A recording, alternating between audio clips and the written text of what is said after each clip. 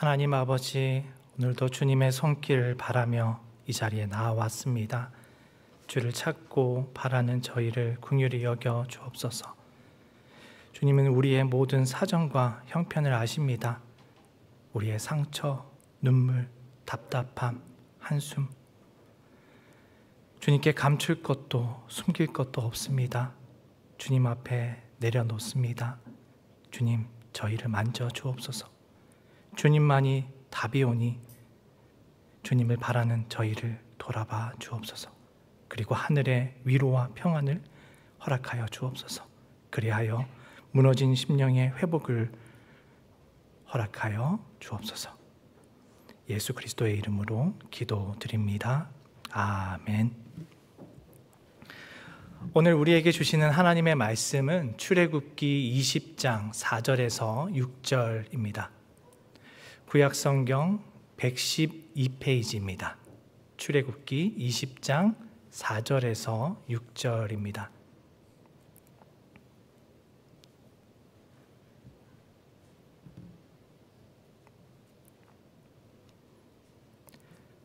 함께 교독하겠습니다. 너를 위하여 새긴 우상을 만들지 말고 또 위로 하늘에 있는 것이나 아래로 땅에 있는 것이나 땅 아래 물속에 있는 것에 어떤 형상도 만들지 말며 그것들에게 절하지 말며 그것들을 섬기지 말라. 나 내 하나님 여호와는 질투하는 하나님인즉 나를 미워하는 자의 죄를 갚되 아버지로부터 아들에게로 3, 4대까지 이르게 하거니와 나를 사랑하고 내 계명을 지키는 자에게는 1000대까지 은혜를 베푸느니라. 아멘. 시내산 기슭의 공기는 무겁고 건조했습니다. 그곳에 진친 이스라엘 진영 가운데에는 불안과 초조가 가득했습니다. 모세가 산을 오른 지 이미 여러 날이 지났지만 아무런 소식이 없었기 때문입니다. 하늘과 맞닿은 시내산에는 불과 구름, 천둥과 번개 소리가 하나님의 임재와 영광을 드러냈지만 그들의 마음은 점점 어두워져만 갔습니다. 백성들의 마음은 불안해서 불신으로 변했습니다. 모세가 내려오기를 기다리지 못하고 그들은 이내 아론을 찾아갑니다. 우리를 위해 우리를 인도할 신을 만들어 주시오. 우리를 애굽에서 인도해냈던 모세가 지금 어떻게 되었는지 알 수도 없지 않습니까? 아론은 그들의 거친 요구를 거절하지 못했습니다. 그들에게 귀에 있는 금고리를 거두어 달라고 합니다. 그는 그것을 모아 금송아지를 만들었습니다. 그리고 아론은 그것을 하나님이라고 소개했습니다. 이스라엘을 이끌어 온 광야 생활을 이어나가게 할 여호와의 형상이라고 말했습니다. 그리고 아론은 다음 날을 여호와의 절일로 지키라고 합니다. 이튿날 아침부터 백성들은 황금 송아지 앞에 드릴 제사 준비로 분주했습니다. 그들은 번제와 화목제를 드렸습니다. 그리고 거기서 나오는 음식들을 가지고 먹고 마셨습니다. 찬양하며 춤췄습니다. 이스라엘 백성들은 이 황금 송아지로 인해서 위로를 얻고 확신을 얻었습니다. 그래, 이분이 바로 우리를 인도하실 하나님이시지. 그들은 하나님을 섬기고자 금송아지를 만들었습니다. 하나님도 분명 기뻐할 것이라고 여겼습니다. 이것을 보고 배운 것은 그들이 나고 자란 애굽이었습니다. 그곳에서는 신을 형상화하여 섬기는 일이 비일비재했습니다. 삶의 일부였습니다. 다른 어떤 나라라도 마찬가지였습니다. 하지만 그들의 생각과는 달리 하나님은 이것을 보고 진노했습니다. 하나님으로부터 말씀을 받은 모세에게 이스라엘의 진영으로 내려가 보라고 말합니다. 애굽에서 인도하여 낸 백성이 부패하였다. 계명을 속히 떠나 자기를 위해 송아지를 부어 만들고 예배하며 제물을 드리고 있다. 송아지를 가리켜 애굽에서 건져낸 자기들의 신이라고 말하고 있다. 하나님의 노는 극에 달해 목이 뻣뻣한 백성들을 쳐서 멸하려 했습니다. 모세는 하나님의 마음을 달랬습니다. 그리고 하나님께서 친히 새겨주신 두 돌판을 가지고 산을 내려갑니다. 가던 중에 그를 기다리던 여호수아를 만났습니다. 그는 모세에게 이렇게 말했습니다. 이스라엘 진영에서 뭔가 요란한 소리가 납니다. 제 생각에는 그곳에서 싸움이 난 것 같습니다. 하지만 모세는 알았습니다. 이것은 승전가도 아니고 패하여 부르짖는 소리도 아니다. 내가 듣기엔 노래하는 소리다. 역시나 내려가 보니 이스라엘 진영에는 황금 송아지 앞에서 춤추고 기뻐 뛰노는 백성들이 있었습니다. 이에 모세는 노하여 두 증거궤를 던져 깨뜨렸습니다. 모세가 부순 증거궤에는 하나님이 주신 10가지 계명이 적혀 있었습니다. 그 중에 두 번째는 이러합니다. 너희를 위하여 새긴 우상을 만들지 말고, 또 위로 하늘에 있는 것이나 아래로 땅에 있는 것이나 땅 아래 물속에 있는 것에 어떤 형상도 만들지 말며 그것들에게 절하지 말며 그것들을 섬기지 말라. 나 내 하나님 여호와는 질투하는 하나님인즉 나를 미워하는 자의 죄를 갚되 아버지로부터 아들에게로 3, 4대까지 이르게 하거니와 나를 사랑하고 내 계명을 지키는 자에게는 1000대까지 은혜를 베푸느니라. 하늘에 있는 것이나 땅에 있는 것이나 땅 아래 물속에 있는 것은 세상의 모든 것을 가리킵니다. 하나님은 세상의 그 어떤 것으로도 자신의 형상을 만들지 말라고 말하고 계십니다. 그뿐 아니라 그것에 절하지도 섬기지도 말라고 합니다. 여기서 말하는 새긴 우상은 하나님의 형상에 관한 겁니다. 이미 첫 번째 계명에서 하나님 외에 다른 신을 섬기지 말라고 이미 이야기를 했기 때문에 우리는 이것을 이방신이 아니라 하나님에 관한 것이라는 것을 알 수 있습니다. 그 외에도 출애굽기 20장 23절과 출애굽기 20장 4절을 해석한 신명기 4장 15절부터 18절에 보면 하나님의 형상을 신상으로 만들지 말라라는 내용이 나오는 것을 우리는 볼 수 있습니다. 하나님은 이를 행하는 자는 하나님을 심히 미워하는 자라고 합니다. 그리고 아버지로부터 아들까지 3, 4대까지 이를 만큼 큰 죄라고 정의하셨습니다. 문득 의문이 듭니다. 이스라엘은 하나님을 섬기려고 황금 송아지를 만들었습니다. 그런데 왜 하나님은 이 일을 막으시는 겁니까? 무엇이 하나님을 그토록 진노하게 만드신 겁니까? 고대 근동 사람들은 어떤 사람을 그린 그림을 갖고 있으면 그 사람을 자신의 마음대로 조정할 수 있다라고 여겼습니다. 고대 근동 전시장에게 가보면 그 신전에 있는 형상들을 볼 수 있습니다. 근데 그 형상들을 보면 코나 귀가 매끈하게 잘려 있습니다. 누군가 임의로 자른 겁니다. 그 이유가 무엇이냐면 그 신의 형상에 신이 실제로 임한다라고 여겼기 때문입니다. 이것이 그들의 가치관, 그들의 문화였습니다. 결국 하나님을 섬기기 위해서 하나님을 그림이나 물건으로 형상화한다라는 것은 하나님을 마음대로 조종할 수 있다라는 생각에서 기인하는 겁니다.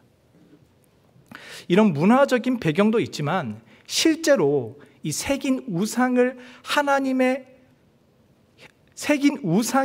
하나님의 형상을 담으면 그런 일이 일어납니다. 예수님의 그림을 우리가 여기에 걸었다라고 한번 생각해 봅시다. 그러면 몇몇 사람들은 이렇게 생각할 겁니다. 하나님이 여기 계시구나. 그런데 이것을 저쪽으로 옮겼다라고 생각해 봅시다. 그러면 그들은 뭐라고 생각하겠습니까? 하나님이 저기 계시구나. 조금 다른 예를 들어보겠습니다. 우리가 십자가 목걸이를 많이 하지 않습니까? 그 십자가 목걸이를 보면서 우리가 하나님이 나와 함께 하시구나라고 생각한다고 생각해 봅시다. 그러면서 매일 목걸이를 차고 다니는 겁니다. 이게 무슨 의미입니까? 하나님을 내가 끌고 다니는 게 됩니다. 내가 가는 곳마다 하나님이 임하게 만드는 겁니다. 내가 하나님이 강제로 있어야 할 곳을 정해주고 내 필요에 맞춰서 움직이게 만드는 겁니다. 하나님 거기 있으십시오. 하나님 여기 있으십시오. 그러면서 하나님을 쥐락펴락하는 겁니다. 하나님 안에 우리가 있는 것이 아니라 우리 손 안에 하나님이 있는 겁니다. 주객 전도된 겁니다. 히스기야 시대의 노뱀도 그러했습니다. 광야를 지날 때 하나님이 이스라엘이 죄악을 참다 못해 불뱀을 보내 물려 죽게 한 적이 있습니다. 그와 함께 하나님은 노뱀을 세워주시고 이를 보는 자마다 치유가 되게 했습니다. 그런데 그 사건 후에 이스라엘은 이 노뱀을 성물처럼 여겼습니다. 노뱀을 보면 지금도 무언가 역사가 일어나지 않을까라는 기대입니다. 히스기야는 이런 죄악을 멈추기 위해서 노뱀을 없애버렸습니다. 그리고 이 계명에서 우리가 놓치지 말아야 할 표현이 있습니다. 하나님은 새긴 우상을 만들지 말라라고 할 때 너를 위해 만들지 말라고 했습니다. 이를 좀 바꿔 말한다면 나를 위해 우상을 만든다는 겁니다. 자기 중심적이고 자기 취향대로 하나님을 왜곡시키는 겁니다. 자기 입맛에 맞게 만들어 놓고 그것을 내가 믿는 하나님이라고 말하는 겁니다. 그리고 조종합니다. 사진을 찍을 때 그 보정 기능이 있습니다. 그걸 이용해서 사진을 찍으면 얼굴이 이쁘게 나옵니다. 실제보다 눈이 더 크게 되고 좌우 대칭도 맞춰지고 볼살도 들어가고 잡티는 제거되며 그리고 조명까지 갖추면 그럴싸한 얼굴이 나옵니다. 그런데 이것도 과하면 실제 얼굴이 아니게 됩니다. 뭐 증명사진을 이렇게 많이 찍어 보신 분들은 알겠지만 우리와 전혀 다른 얼굴을 이렇게 마주할 때도 있는 것을 봅니다. 사진이 아무리 이뻐도 그것은 나의 실제 얼굴이 아닐 수 있습니다. 역사를 왜곡하는 것도 마찬가지입니다.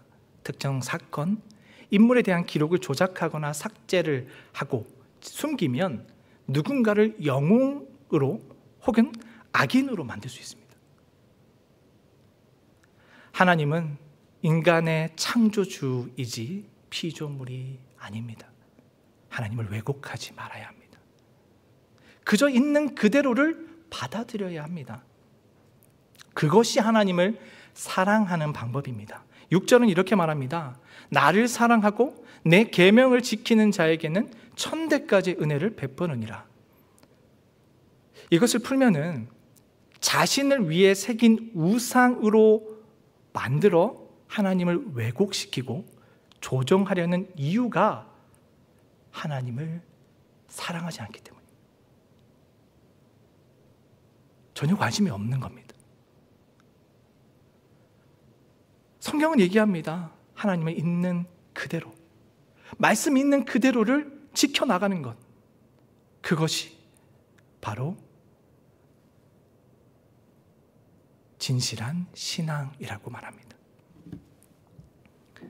그래서 사랑은 인정으로부터 시작합니다. 그런 자에게 하나님은 은혜를 주십니다. 앞에서는 3, 4대에 이르는 죄를 말했는데 이 은혜는 1000대까지 베풀어집니다. 비교할 수 없는 은혜죠. 마지막으로 한 가지를 더 나누자면 하나님은 왜곡되고 사랑이 없는 그 가운데에 질투하십니다. 5절은 하나님을 질투하시는 하나님이라고 표현합니다. 우리는 이 질투라고 하면 보통 부정적으로 생각합니다. 성숙하지 못해서 질투한다. 삐졌구나. 이렇게 보는 것이죠. 하지만 여기서 말하는 하나님의 질투는 부정적인 의미가 아닙니다. 이 질투라는 히브리어는 카나인데 본래의 의미를 살핀다면 열정이나 정열로 번역할 수 있습니다. 곧 여기서 하나님이 질투한다라는 것은 그만큼 우리를 향한 애정과 열정이 있다라는 말입니다. 포기하지 않겠다라는 말입니다. 세속적인 질투가 아니라 거짓 속에서 이 길을 잃은 그 가운데서 헤매는 그들을 돌이키려고 열심을 내는 하나님을 말하는 겁니다. 뜨겁게 사랑하시는 하나님입니다. 사랑이 없으면 질투도 없습니다. 그리고 이렇게 말하시는 거죠. 내가 너를 사랑한 만큼 너도 나에게 사랑을 보여봐.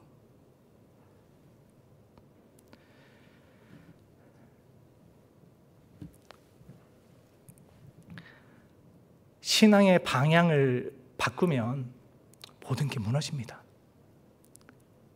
내가 하나님을 쥐락펴락하면 그곳에 하나님은 없습니다.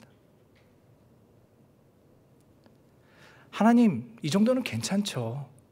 하나님, 이 정도는 봐주셔야죠. 그때 하나님이 거룩하라라고 말씀하시면 어떻게 하시겠습니까? 멈출 수 있으시겠습니까? 우리 하나님은 하나님을 있는 그대로, 주님의 말씀 그대로, 거룩하신 그 하나님 그대로를 받아 우리의 마음에 심기를 원하십니다. 정말 하나님을 사랑하신다면 주님이 있는 그대로, 거룩하신 그대로 우리가 그분을 따르며 살아갔으면 좋겠습니다. 기도하겠습니다. 하나님, 우리가 온전한 하나님을 바라보게 도와주옵소서. 때로는 우리의 욕망의 눈이 멀어, 세상의 눈이 멀어 주님을 온전히 바라보지 못하기도 합니다. 우리의 이 죄악을 용서하시고 주님만,